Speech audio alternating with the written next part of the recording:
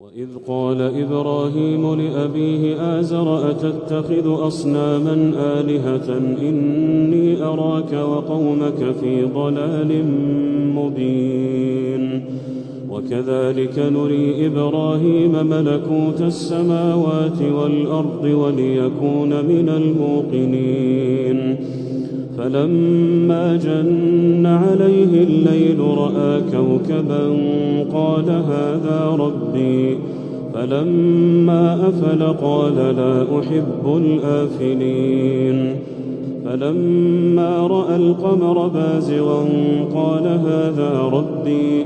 فلما أفل قال لئن لم يهدني ربي لأكونن من القوم الضالين